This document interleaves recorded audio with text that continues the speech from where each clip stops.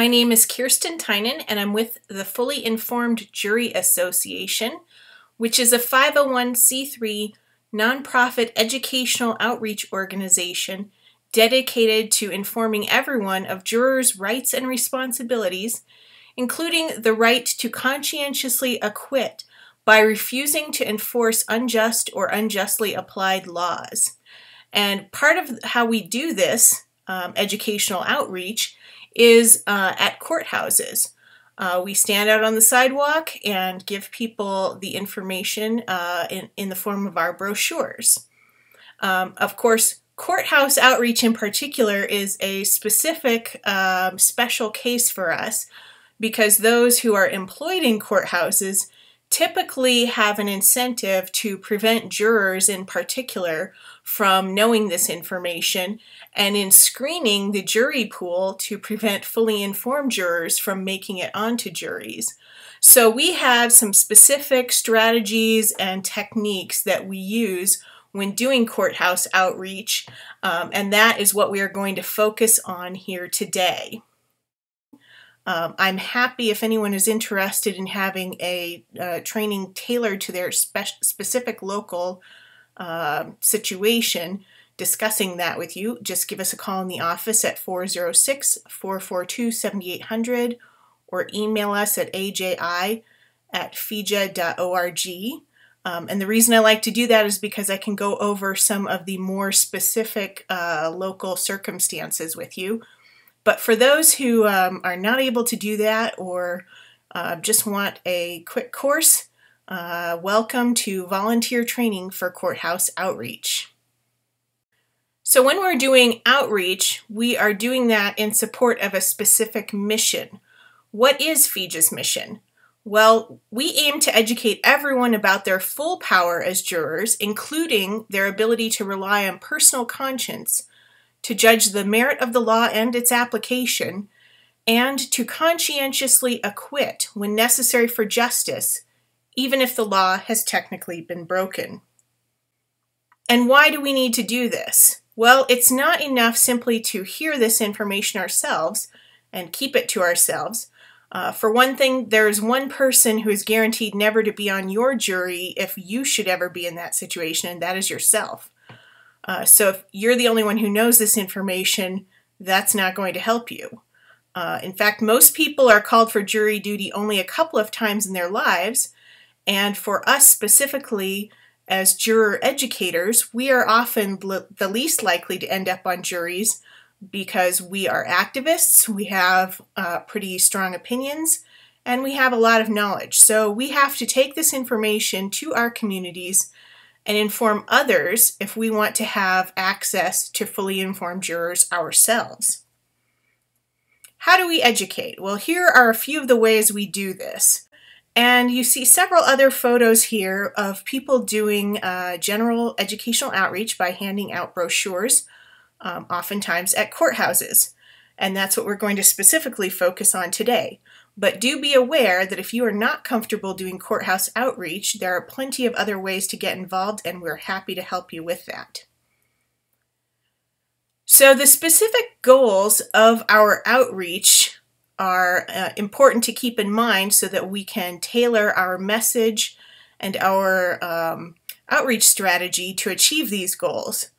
First, we want to provide information to people on jurors' rights, including their right of conscientious acquittal.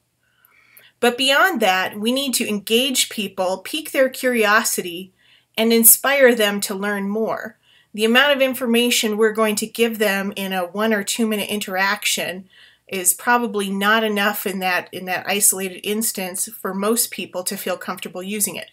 So we want them to go out and learn more. And once they learn more, we hope that they will be persuaded to use this information to deliver just verdicts. In order to accomplish these goals, we need to effectively frame our outreach, and to do that requires building a rapport with the community and having a reputation in that community for being peaceful people, knowledgeable individuals, a neighborly group who cares about the community, and credible in our message. So to effectively frame this outreach as FIJA activists, we have certain strategies we employ to present our message in a way that is palatable and appealing to the community.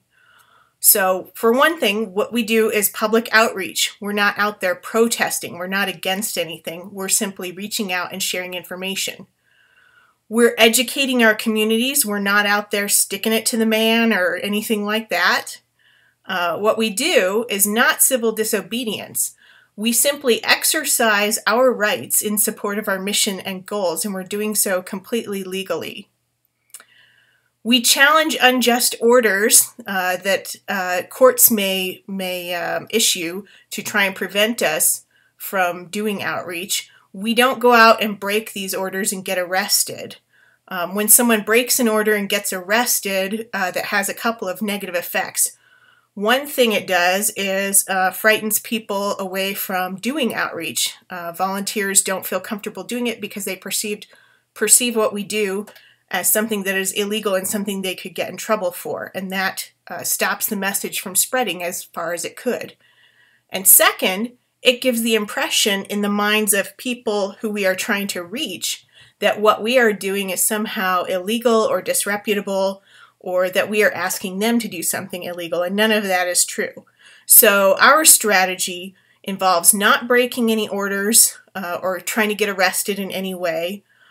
If there is an order that's preventing us from doing our work, we have the option of challenging that through civil processes in court, and that is what FIJA does. We are not out there to harass or offend anyone. We don't use foul language or, try to be rude or anything like that, because we are seeking to inform and persuade people. And in order to put information in someone's mind and persuade them that it is good information on which they can act, we have to have someone be as receptive as possible to our information. And finally, we are respectful of people and property, and this involves not blocking pathways. We don't litter. We don't flyer windshields of cars, which a lot of people initially want to do, but that's something that we definitely don't do. We don't trespass and those sorts of things. When you do something like flyer a car windshield and someone gets in their car, sits down, turns on the car, gets the air conditioner going, they've got their seatbelt on, they've got the mirrors adjusted, and they're ready to go, and suddenly they see this thing on their windshield that they can't see through. They have to get out and get it out of the way. They have a feeling of annoyance, and they are kind of primed to reject that information because they're already annoyed that it's even there to begin with. So that is not a way to make someone receptive to our message. So that's one of the reasons that we don't do that. So when we go out to do public outreach, we adopt an appearance and demeanor such that we don't offend or repel the people who we are trying to reach out to. Now, you don't have to get all dressed up as if you're going for a job interview or anything like that, but do make sure that you are clean and neat and that people don't mind being approached by you. While we certainly do have a First Amendment right to wear message t-shirts and other clothing and accessories that people might find off-putting, our goal here doing outreach is not to exercise our First Amendment rights, but rather to educate people about jurors' rights. And so we strategically tailor our use of our First Amendment rights to contribute to and support that mission. And so that entails avoiding things that are going to put people off and repel them from our message. And finally, it's always good to smile and appear friendly. People feel more welcomed and open to your message when you appear to be someone who is welcoming them. So once you're dressed and have adopted the appropriate attitude and are ready to go out, the next question is, where do you do this? If you're doing courthouse outreach, where do you stand? So the first thing to keep in mind is that while the courthouse and its interior are, technically public property, not all public property is equal. So we ask activists to stick to the public sidewalk outside the courthouse because it is traditionally recognized as a public forum for First Amendment activity in a way that the inside of the courthouse is not. So don't try to distribute brochures inside the courthouse. I also recommend that you find a place nearby to get a drink of water and go to the bathroom that is not inside the courthouse, just to be clear that you are not doing any work inside the courthouse. Oftentimes you can find a library or a place to eat or have a cup of coffee where you can do those things nearby. And that just helps you avoid going inside the courthouse for any reason. And try to stay off the courthouse campus if possible. It's not always clear where that begins, where they have plazas and things like that, but just try to stick to the public sidewalk as much as possible. An important thing to keep in mind is that you can't be blocking someone's pathway. So be conscientious about where your physical space is, how much room there is around you, and where people need to go so that you're not in their way. Kind of stand off the side and offer them literature from there. And keep in mind that you may be asked to leave the area for various reasons, but that does not mean that you have to stop doing outreach. It's always good to have a backup location identified. Sometimes you can find out where the juror's parking lot is, and if it's in a downtown area where you can't park at the courthouse, it may be a couple of blocks away, and that's a great place to do it. There may be places nearby where people like to go for a cup of coffee before they go for jury duty, or places they want to go for lunch. So if you're told to leave the courthouse and don't feel comfortable staying there, have a backup location. So once you're in place and you have your literature, now you have some people coming by. What do you do? How do you make this offer? So when you're offering materials to people, it's good to have a short line that you deliver verbally when you're offering a brochure. For instance, you could ask them, would you like some information on jurors' rights? Or would you like information on jurors' right to conscientiously acquit? And there are many other things that you could say, but keep it short and sweet. If they accept, hand them the brochure and thank them. If they decline, just say thank you and have a nice day, and let them go on their way. We offer materials to everyone without regard to who they are. The only people who I tend not to offer literature to are people who may be on a cell phone or have their headphones on or something like that. But we're not seeking out any particular group of people. Every person could potentially be a juror one day, so they are all our audience. So that's how you make the offer. Now, they may just take the literature and go about their way, or not take it at all, but some people do have questions. So if you feel comfortable answering their questions, by all means do so. But be aware that you shouldn't be discussing cases in progress or giving legal advice if you're not a lawyer. If you don't know an answer, that's perfectly okay. And if you don't feel comfortable answering them, that's perfectly okay as well. Simply let them know that you'd prefer to have the FIJA National Office handle that, and feel free to send them our way. Our contact information is on the back of each brochure, so they have an easy way of getting in contact with us. And finally, avoid getting into long debates with people who perhaps disagree with you, because that usually prevents you from reaching other people who may be more receptive to the message. If someone is wanting to get into a long debate with you, that's not something that they are immediately receptive to. That can just divert you from the mission. So don't feel like you have to engage with them for extended periods of time. Now, when you do courthouse outreach, you are taking a personal responsibility for how you conduct yourself and the risks you take. Doing outreach has traditionally been a very low-risk activity. However, a few people have from time to time gotten in trouble, typically when they're not following FIJA guidelines. But it is important to know that you are responsible for yourself. FIJA does not have any lawyers on staff. We do not give you legal advice. We can't represent you or fund your legal defense if you get in trouble. So you're definitely taking this responsibility on yourself. and it is up to you to engage only in activities with which you feel comfortable. If you don't feel comfortable with courthouse outreach, that is not a big deal. That's perfectly fine. There are plenty of other places you can do outreach, and I'm happy to help you with that. I don't ask you to do anything that I don't do my own self. I've been out to courthouses regularly throughout this year and will continue to do so throughout the rest of the year. But I don't have any bad feelings toward anyone who themselves does not feel comfortable doing that. So don't feel pressured into doing something you're not comfortable with. If you have some other things you'd like to do, we'd be happy to work with you on that. So one of the ways that people may, on rare occasions, find themselves in trouble is by being accused of jury tampering. And that is not what FIJA activism is when done by the FIJA guidelines. So I want to get a little bit into differentiating jury tampering from what we do.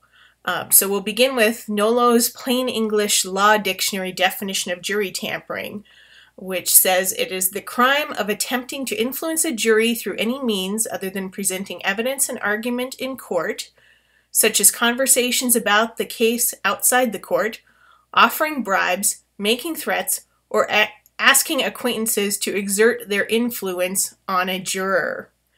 So what FIJA activism is not trying to influence jurors in any way on any case that they are involved in. We do not advocate for or against cases in progress. If it so happens that there is an upcoming case of interest at a courthouse that you are interested in doing juror outreach at, don't just show up on the day of the case. That's a bad idea. What you should do is get out there a few weeks in advance, at least once a week, and continue on for a few weeks afterward to establish yourself as part of the landscape, doing general outreach not associated with a particular case.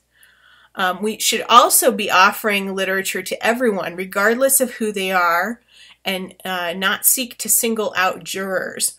We are not asking jurors to vote this way or that way in any particular case. We are simply letting them know all of their voting options, including the option to vote not guilty, even if they think the law has been broken. What they do with that is up to them and their conscience. So even though we are not jury tampering, there is of course some incentive for courthouse officials to harass us and try to intimidate us to leave. And so sometimes you may find yourself interacting with law enforcement or other courthouse officials. So let's go over some of our guidelines for that. As I mentioned before, we do not try to get arrested by breaking orders.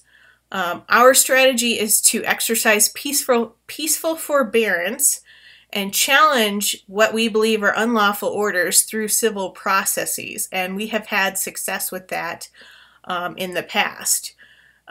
Note that usually there's some kind of warning given or an opportunity given to you to leave before any arrest is made. So even if it's a situation where law enforcement is not going to allow you to stay, usually you have the opportunity not to be arrested if you comply. When you're dealing with law enforcement, do be cordial, don't be confrontational, do be assertive, and don't be aggressive. Most encounters are non-events that are easily resolved on the spot. Usually their main concerns are to make sure you're not blocking people's paths.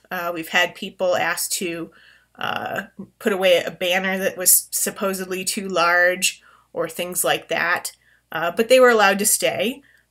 They can be concerned that you're not harassing people who turn down an offer of literature. And we've also had law enforcement try to chase off activists by claiming they're soliciting without a permit. You'll have to check your local regulations on this, but what we do is not within the bounds of any definition of soliciting that I know of. We aren't selling anything. We are not seeking contracts. We do not ask for donations while we do outreach. We're not asking anyone to make any sort of financial commitment. We're just giving things away for free. So we are not soliciting. So there are some easy ways to diffuse a lot of the encounters with law enforcement. Often they're just trying to chase people away by their presence, and when you don't follow the script that they expect you to be intimidated, often they'll just go back inside. However, sometimes they do tell people to leave. So if you're told to leave, there are some things you can do to preserve your ability to push back against those kind of orders without getting yourself into legal trouble. So to the extent possible, indicate that you will cooperate with their lawful orders, and just ask some questions to help you establish your right to do outreach there. So for instance, I might say, okay, I'm going to leave, but may I stand over there, and indicate a place, that I would like to do outreach that is further away from the courthouse. And oftentimes you'll have people say, okay, that's fine as long as you're not on this side of the street or something like that. Well, once they've agreed to where you suggested you do outreach, they have given you some standing that they believe that that is a legal thing for you to do, and you have the right to be there. So you can ask questions like that.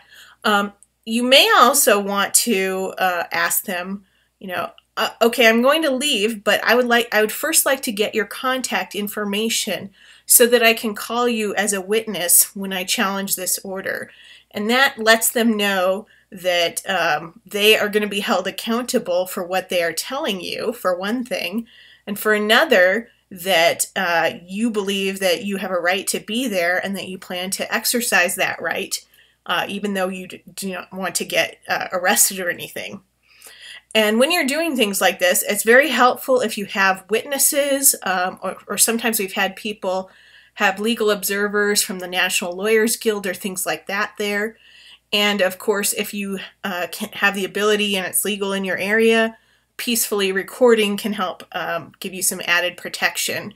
It's not generally a good idea to go out by yourself and do outreach without at least having, a buddy there who can corroborate what you believe is going on in case anything should happen. So take people with you, take legal observers if you have them, and peacefully record, if you feel like there's any situation that might need to be documented.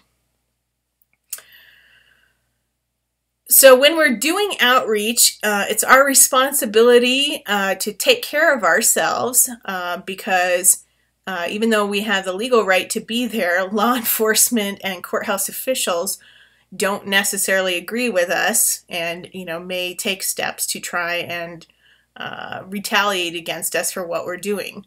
Again, very rare, especially when you're being a friendly, neighborly, respectably perceived person, but it can happen. So we begin by not giving law enforcement any excuse to arrest us. So that includes complying meticulously with the law. Don't be littering, don't be jaywalking, don't do anything that they can use as an excuse to harass you. If you have unpaid parking tickets or outstanding warrants, doing courthouse outreach is probably not a good idea. Always stay calm and friendly while asserting your rights. You don't want to have any excuse for them to claim you're disturbing the peace or resisting arrest or anything like that. And do be aware of and not violate local administrative orders from the court. We can challenge those through other means. And one place that I have noticed is very common to find these orders is if you find the courthouse website and look for anything that says administrative orders. You can usually find out what sorts of things are in effect. We also, on the FIJA website, if we are aware of any orders that affect our ability to do outreach at a particular courthouse, we'll typically publicize those on the FIJA website as well. And of course, you can always call us in the office at 406-442-7800 if you have any questions or concerns about that, and we can help you dig into that. Beyond that, it's also important to have an idea of with whom you are doing outreach. Don't be pressured into working with someone that you feel uncomfortable with. Don't be pressured into working in places where you don't feel comfortable working. And of course, be wary of anyone who seems to be trying to instigate violence or law breaking. It's not unheard of in activist circles to have people who are offered a plea bargain that involves them trying to entrap or somehow lead people into wrongdoing so that they can be arrested by law enforcement. So do be aware of who you are working with, and let your intuition guide you. If you have any feelings that something is off, don't push those to the back of your mind and ignore it. Do take that seriously, and be conservative for your own personal safety as to what you're doing. Likewise, we also have a responsibility to one another when we are working with other people. It's important to be mindful of other people's risks and their risk tolerance. For one thing, we know that people are not dealt with equally by law enforcement, as evidenced, for example, by the stop and frisk program in New York City, in which Black and Hispanic people are stopped and frisked at much higher rates than white people, even though they are less frequently found with any sort of violation or contraband. So we need to keep that in mind, that the risks we feel comfortable with are not necessarily the risks that other people are comfortable with. Also be aware that the consequences, and if there is some kind of incident, may be different for people in special circumstances. For example, returned citizens who are no longer in jail or prison, but who may have specific legal circumstances to which they are subject. So even if we feel comfortable taking a risk because we think we understand what the consequence is for us, there may be some other level of consequences for other people. And we need to be aware of that before we charge off and do something that they may suffer for. And of course, be upfront about how you intend to conduct yourself and stick to that, so that others can accurately decide if they want to do outreach with you. If you're coming across, in the beginning saying, "Oh yes, we're going to stick to the law," and then you go off and decide at some point in the middle of an action to break the law or something like that, you're not the only one who may suffer the consequences of that. And everyone has a right to know up front what kinds of risks they're taking, and not have that the plan change in the middle because someone decided to go do something that they hadn't agreed to. So I think that hits most of the highlights of our courthouse outreach volunteer training. If you have any questions, feel free to give us a call at the office, 406-442-7800, or email us at aji@fija.org, and I'll be happy to get back to you. And finally, I just want to thank everyone who is doing courthouse outreach or any other sort of outreach. We are a volunteer-driven organization. We cannot do this without your personal involvement. So everything that FIJA accomplishes is because of people like you, and I deeply appreciate that. So thank you very much.